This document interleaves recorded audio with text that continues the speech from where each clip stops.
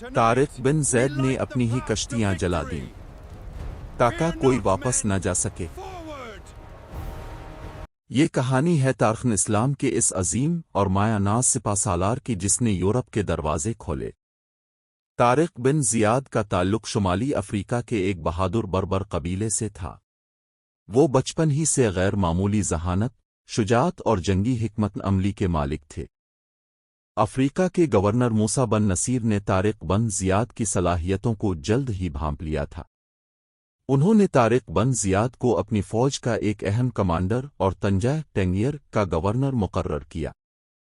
اس وقت اندلس، اسپین پر گوتھک راجہ رادرک کی ظالمانہ حکومت قائم تھی۔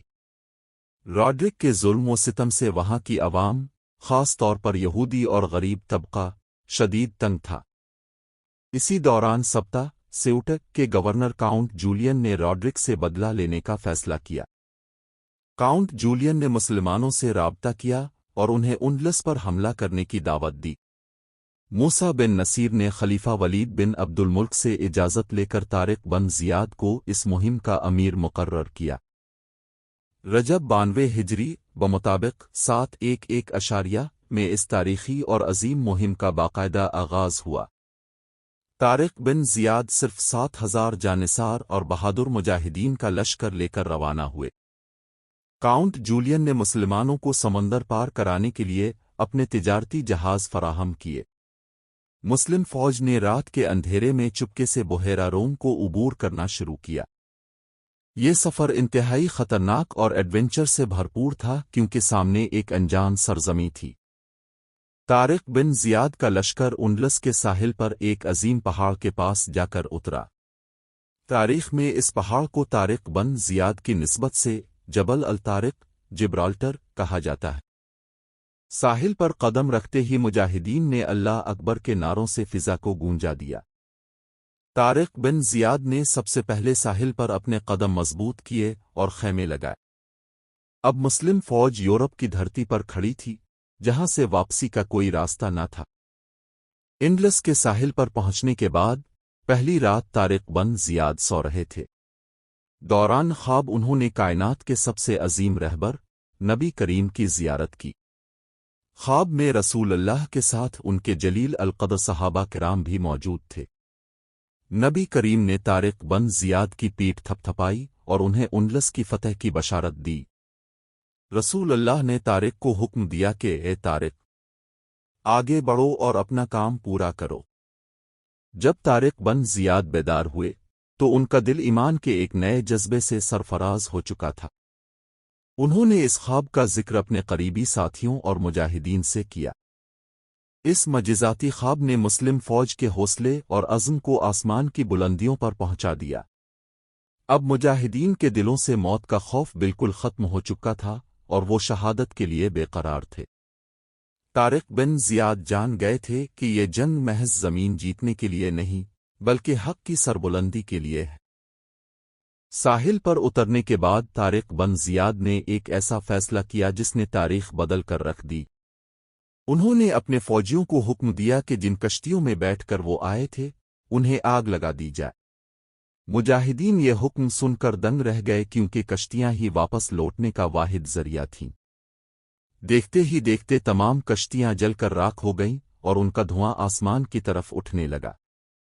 مسلم فوج کے سامنے اب صرف دو ہی راستے بچے تھے، یا تو فتح یا پھر شہادت۔ طارق بن زیاد ایک اونچی چٹان پر کھڑے ہوئے اور اپنی فوج کے سامنے ایک تاریخی خطبہ دیا۔ انہوں نے فرمایا، اے لوگو، اب بھاگنے کا راستہ کہاں ہے؟ تمہارے پیچھے سمندر ہے اور سامنے دشمن۔ انہوں نے مزید کہا، خدا کی قسم، اب تمہارے پاس صرف تمہاری تلواریں اور تمہارا صبر ہی تمہارا سرمایہ ہے۔ اس خطبے نے مجاہدین کی رگوں میں بجلی دوڑا دی اور ان کے اندر کا خوف ہمیشہ کے لیے ختم ہو گیا۔ کشتیاں جلانے کا یہ واقعہ دنیا کی جنگی تاریخ میں عزم و استقلال کی سب سے بڑی مثال بن گیا۔ جب طارق بن زیاد کی آمد کی خبر اندلس کے دارالحکومت پہنچی تو رادرک دنگ رہ گیا۔ رادرک اس وقت ملک کے شمالی حصے میں ایک اور بغاوت کچلنے میں مصروف تھا۔ اس نے مسلمانوں کی پیش قدمی کو معمولی سمجھا اور ایک بڑی فوج جمع کرنے کا حکم دیا۔ راڈرک کا غرور 7ویں آسمان پر تھا، اسے یقین تھا کہ وہ مسلمانوں کو آسانی سے کچل دے گا۔ اس نے تقریباً 1,00,000 کا ایک ایسا لشکر تیار کیا جو جدید ترین ہتھیاروں سے لیس تھا۔ راڈرک خود ایک سونے کے تخت پر بیٹھ کر مان جنگ کی طرف روانہ ہوا۔ اس کے تخت کو کھینچنے کے لیے قیمتی خچر اور گھوڑے استعمال کیے جا رہے تھے۔ راڈرک کے سر پر ہیروں سے جڑا ہوا تاج تھا اور وہ عیش و عشرت کے سامان کے ساتھ آ رہا تھا۔ دوسری طرف طارق بن زیاد نے موسیٰ بن نصیر سے مدد مانگی، جنہوں نے مزید 5,000 فوجی بھیجے۔ اب طارق بن زیاد کے پاس کل 12,000 مجاہدین تھے، جن کا مقابلہ 1,00,000 کے ٹڈی دل لشکر سے تھا۔ جولائی 7 میں دونوں فوجیں دریائے لکوا کے کنارے ایک دوسرے کے سامنے صف آرا ہوئیں۔ ایک طرف 1,00,000 کا لیس اور مغرور لشکر تھا، تو دوسری طرف 12,000 بے خوف مجاہدین تھے۔ دونوں فوجوں کا یہ توازن بظاہر ایسا تھا جہاں مسلمانوں کی شکست یقینی نظر آتی تھی، لیکن مسلمانوں کے پاس ایمان کی وہ طاقت تھی جس کا راڈرک کے پاس کوئی مقابلہ نہ تھا۔ جنگ کا آغاز ہوا تو گوتھک فوج نے مسلمانوں پر شدید اور وحشیانہ حملہ کیا۔ طارق بن زیاد خود فرنٹ لائن پر کھڑے ہو کر اپنی فوج کی قیادت کر رہے تھے۔ جنگ اتنی ہولناک تھی کہ تلواروں کے ٹکرانے کی آوازوں سے پورا میدان گونج اٹھا۔ پہلے 2 دن گوتھک فوج نے مسلمانوں پر شدید دباؤ بنائے رکھا اور پیچھے دھکیلنے کی کوشش کی، لیکن مسلم مجاہدین چٹان کی طرح اپنی جگہ جمے رہے اور دشمن کا ہر حملہ ناکام بنا دیا۔ طارق بن زیاد مسلسل اپنے فوجیوں کا حوصلہ بڑھا رہے تھے اور انہیں فتح کی امید دلا رہے تھے۔ جنگ کے چوتھے اور 5ویں دن مسلم مجاہدین نے جوابی حملہ شروع کیا۔ طارق بن زیاد کی جنگی حکمت عملی دشمن کی صفوں کو چیرتی چلی گئی۔ اسی دوران راڈرک کی فوج کے اندرونی اختلافات اور کمزوریاں سامنے آنے لگیں۔ راڈرک کے بعض درباری اور امراء، جو اس سے نفرت کرتے تھے، جنگ کے دوران پیچھے ہٹ گئے۔ کاؤنٹ جولین کی فراہم کردہ خفیہ معلومات بھی مسلمانوں کے بہت کام آ رہی تھیں۔ طارق بن زیاد نے محسوس کر لیا کہ دشمن کے حوصلے اب پست ہو رہے ہیں۔ انہوں نے اپنے منتخب کردہ دستے کے ساتھ دشمن کے مرکز پر ایک بھرپور اور زوردار حملہ کیا۔ طارق بن زیاد کا اصل ہدف خود راڈرک تھا، وہ اس کے تخت کی طرف بڑھے۔ مسلم مجاہدین نے راڈرک کے محافظوں کے گھیرے کو توڑ دیا اور صفیں الٹ دیں۔ دان جنگ میں اب راڈرک کے تخت کے گرد خوف و ہراس پھیل چکا تھا۔ طارق بن زیاد اپنی تلوار لہراتے ہوئے راڈرک کے بالکل قریب پہنچ گئے۔ راڈرک نے جب طارق بن زیاد کی آنکھوں میں موت کا خوف دیکھا تو وہ کانپ اٹھا۔ طارق بن زیاد نے ایک ہی کاری ضرب سے راڈرک پر حملہ کیا اور اسے زخمی کر دیا۔ راڈرک اپنے سونے کے تخت سے نیچے گر گیا اور اس کی فوج میں افراتفری مچ گئی۔ اپنی جان بچانے کے لیے راڈرک نان جنگ سے بھاگا اور دریا میں کود گیا۔ تاریخ کے مطابق راڈرک اسی دریا کی تیز لہروں میں ڈوب کر ہلاک ہو گیا۔ ساحل پر صرف اس کا جڑھاؤ جوتا اور اس کا زخمی گھوڑا ہی برآمد ہو سکا۔ اپنے بادشاہ کی موت کی خبر سنتے ہی گوتھک فوج کے پاؤں اکھڑ گئے اور وہ بھاگ کھڑی ہوئی۔ اس طرح مرکہ شزونہ میں مسلمانوں کو ایک ایسی تاریخی اور معجزاتی فتح حاصل ہوئی۔ اس ایک جنگ نے انڈلس میں صدیوں پرانی گوتھک سلطنت کا ہمیشہ کے لیے خاتمہ کر دیا۔ اس عظیم فتح کے بعد طارق بن زیاد نے آرام کرنے کے بجائے آگے بڑھنے کا فیصلہ کیا۔ انہوں نے اپنی فوج کو چھوٹے چھوٹے دستوں میں تقسیم کیا تاکہ مختلف شہروں کو فتح کیا جا سکے۔ انڈلس کے عوام نے، جو راڈرک کے ظلم سے تنگ تھے، مسلمانوں کا شاندار استقبال کیا۔ طارق بن زیاد نے مالقہ، میلاگت اور غرناطہ گرنادا کی طرف اپنے دستے روانہ کیے۔ یہ شہر بغیر کسی بڑی مزاحمت کے بہت جلد مسلمانوں کے زیر اثر آ گئے۔ طارق بن زیاد خود انڈلس کے تاریخی اور اہم شہر تلتلہ ٹلیڈو کی طرف بڑھے۔ تلتلہ اس وقت گوتھک سلطنت کا دارالحکومت اور مضبوط ترین مرکز مانا جاتا تھا۔ جب طارق بن زیاد وہاں پہنچے تو شہر کے حکمران خوفزدہ ہو کر پہلے ہی بھاگ چکے تھے۔ تلتلہ کے شہریوں نے خود شہر کے دروازے مسلمانوں کے لیے کھول دیے اور امان مانگی۔ اس طرح طارق بن زیاد نے بہت کم وقت میں اندلس کے ایک بڑے حصے پر اسلام کا پرچم لہرایا۔ طارق بن زیاد کی ان حیرت انگیز فتوحات کی خبر جب شمالی افریقہ پہنچی تو ہر طرف خوشی کی لہر دوڑ گئی۔ افریقہ کے گورنر موسیٰ بن نصیر خود اس عظیم مہم کا حصہ بننے کے لیے بے تاب ہو گئے۔ سن 712 میں موسیٰ بن نصیر 18,000 کا ایک اور بڑا لشکر لے کر اندلس پہنچے۔ موسیٰ بن نصیر نے اندلس کے ان علاقوں کا رخ کیا جو ابھی تک فتح نہیں ہوئے تھے۔ انہوں نے اشبیلیہ، سویل اور ماردہ میردت جیسے بڑے اور مضبوط شہروں کو فتح کیا۔ تلتلہ کے قریب طارق بن زیاد اور موسیٰ بن نصیر کی تاریخی ملاقات ہوئی۔ روایات کے مطابق موسیٰ بن نصیر نے طارق بن زیاد کو گلے لگایا اور ان کی شجاعت کی تعریف کی۔ اب دونوں عظیم جرنیل مل کر اندلس کے باقی ماندہ حصوں کو فتح کرنے کے لیے آگے بڑھے۔ ان دونوں کی مشترکہ حکمت عملی کے سامنے دشمن کی کوئی بھی دیوار نہ ٹک سکی۔ دیکھتے ہی دیکھتے تقریباً پورا جزیرہ نما اندلس، اسپین اور پرتگال مسلمانوں کے قبضے میں آ گیا۔ اندلس کو فتح کرنے کے بعد مسلمانوں نے وہاں ایک مثالی اور عادلانہ نظام قائم کیا۔ طارق بن زیاد نے مقامی لوگوں کو مکمل مذہبی آزادی دی اور ان کے حقوق جان و مال کا تحفظ کیا۔ غریب کسانوں کو زمینوں کے مالکانہ حقوق دیے گئے جو پہلے صرف جاگیرداروں کے پاس تھے۔ یہودیوں اور عیسائیوں کو اپنے گرجا گھروں اور عبادت گاہوں میں جانے کی مکمل آزادی تھی۔ ٹیکسوں کے پرانے اور ظالمانہ نظام کو ختم کر کے ایک منصفانہ جزیہ نظام لاگو کیا گیا۔ اندلس کے لوگ مسلمانوں کے اس حسن سلوک اور عدل و انصاف سے بے حد متاثر ہوئے۔ ہزاروں مقامی لوگوں نے اپنی مرضی سے اسلام کی سچائی کو قبول کرنا شروع کیا۔ اندلس، جو کبھی تاریکی اور ظلم کا گڑھ تھا، اب امن اور ترقی کا گہوارہ بن رہا تھا۔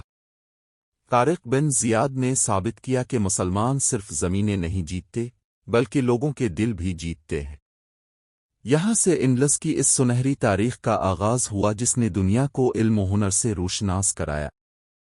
جب اندلس کی فتح مکمل ہو رہی تھی اور مسلمان فرانس کی سرحدوں کے قریب پہنچ رہے تھے، اسی دوران دمشق سے اموی خلیفہ ولید بن عبد الملک کا ایک اہم اور فوری خط موصول ہوا۔ خلیفہ نے طارق بن زیاد اور موسیٰ بن نصیر دونوں کو فوری طور پر دمشق حاضر ہونے کا حکم دیا۔ خلیفہ اندلس کی فتوحات کی تفصیلات خود ان کے منہ سے سننا چاہتے تھے اور دارالحکومت میں ان کا استقبال کرنا چاہتے تھے۔ اگرچہ طارق بن زیاد یورپ کے مزید علاقوں کو فتح کرنا چاہتے تھے، لیکن انہوں نے خلیفہ کے حکم کی تعمیل کی۔ انہوں نے اندلس کا انتظام موسیٰ بن نصیر کے بیٹے عبدالعزیز کے سپرد کیا۔ طارق بن زیاد اور موسیٰ بن نصیر نے دمشق کی طرف اپنے طویل سفر کا آغاز کیا۔ اپنے ساتھ وہ جنگ میں حاصل ہونے والا مال غنیمت اور گوتھک بادشاہوں کے قیمتی نوادرات بھی لے گئے۔ اندلس کی عوام نے اپنے ان شفیق اور عادل جرنیلوں کو نم آنکھوں کے ساتھ الوداع کہا۔ یہ طارق بن زیاد کا اندلس کی دھرتی پر آخری دن تھا جہاں انہوں نے تاریخ لکھی تھی۔ جب طارق بن زیاد اور موسیٰ بن نصیر کا قافلہ شام دمشق کی حدود میں داخل ہوا تو ایک جشن کا سماں تھا۔ راستے میں آنے والے تمام شہروں کے لوگوں نے ان عظیم فاتحین کا تاریخی اور شاندار استقبال کیا۔ جب یہ قافلہ دمشق پہنچا تو خلیفہ ولید بن عبد الملک شدید بیمار ہو چکے تھے اور بستر علالت پر تھے۔ خلیفہ نے ان دونوں جرنیلوں کا شکریہ ادا کیا اور ان کی خدمات کو دل سے سراہا۔ خلیفہ ولید بن عبد الملک کے انتقال کے بعد ان کے بھائی سلیمان بن عبد الملک نئے خلیفہ بنے۔ سلیمان بن عبد الملک کے دور میں کچھ سیاسی تبدیلیاں آئیں اور ان جرنیلوں کو دوبارہ اندلس جانے کی اجازت نہ ملی۔ طارق بن زیاد نے اس فیصلے پر کسی ناراضگی یا بغاوت کا اظہار نہیں کیا۔ وہ ایک سچے مومن اور مخلص سپہ سالار تھے جن کا مقصد صرف اللہ کی رضا تھی، نہ کہ عہدے یا حکومت۔ انہوں نے اپنی باقی زندگی دمشق میں انتہائی سادگی اور گمنامی کے ساتھ گزارنے کا فیصلہ کیا۔ دنیاوی عہدوں سے دور ہو کر انہوں نے خود کو عبادت اور آن الہی کے لیے وقف کر دیا۔ جب طارق بن زیاد اور موسیٰ بن نصیر کا قافلہ شام دمشق کی حدود میں داخل ہوا تو ایک جشن کا سماں تھا۔ راستے میں آنے والے تمام شہروں کے لوگوں نے ان عظیم فاتحین کا تاریخی اور شاندار استقبال کیا۔ جب یہ قافلہ دمشق پہنچا تو خلیفہ ولید بن عبد الملک شدید بیمار ہو چکے تھے اور بستر علالت پر تھے۔ خلیفہ نے ان دونوں جرنیلوں کا شکریہ ادا کیا اور ان کی خدمات کو دل سے سراہا۔ خلیفہ ولید بن عبد الملک کے انتقال کے بعد ان کے بھائی سلیمان بن عبد الملک نئے خلیفہ بنے۔ سلیمان بن عبد الملک کے دور میں کچھ سیاسی تبدیلیاں آئیں اور ان جرنیلوں کو دوبارہ اندلس جانے کی اجازت نہ ملی۔ طارق بن زیاد نے اس فیصلے پر کسی ناراضگی یا بغاوت کا اظہار نہیں کیا۔ وہ ایک سچے مومن اور مخلص سپہ سالار تھے جن کا مقصد صرف اللہ کی رضا تھی، نہ کہ عہدے یا حکومت۔ انہوں نے اپنی باقی زندگی دمشق میں انتہائی سادگی اور گمنامی کے ساتھ گزارنے کا فیصلہ کیا۔ دنیاوی عہدوں سے دور ہو کر انہوں نے خود کو عبادت اور آن الہی کے لیے وقف کر دیا۔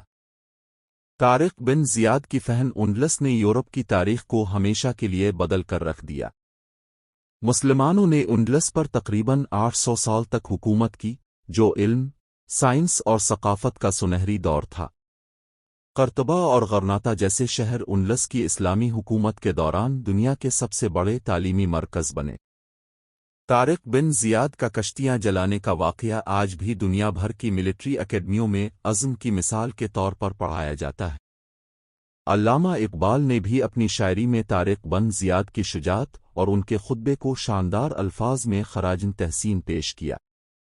طارق بن زیاد کی زندگی ہمیں یہ سبق دیتی ہے کہ حالات کتنے ہی کٹھن کیوں نہ ہوں، اللہ پر بھروسہ رکھنا چاہیے۔ تعداد کی کمی یا وسائل کی قلت کبھی بھی کامیابی کے راستے میں رکاوٹ نہیں بن سکتی اگر ایمان پکا ہو۔ جبل الطارق، جبرالٹر، آج بھی اسپین کے ساحل پر کھڑا طارق بن زیاد کی عظمت کی گواہی دے رہا ہے۔ وہ تاریخ کا ایک ایسا چمکتا ہوا ستارہ ہے جس کی روشنی کبھی ماند نہیں پڑ سکتی۔ اللہ تعالیٰ اسلام کے اس عظیم ہیرو اور سپہ سالار طارق بن زیاد کے درجات بلند فرمائے، آمین۔ اس طرح کی ایمان افروز اسلامک سٹوری دیکھنے کے لیے چینل کو سبسکرائب کریں، لائک کریں، شیئر کریں اور کمنٹ میں اپنی رائے کا اظہار ضرور دیں۔ شکریہ۔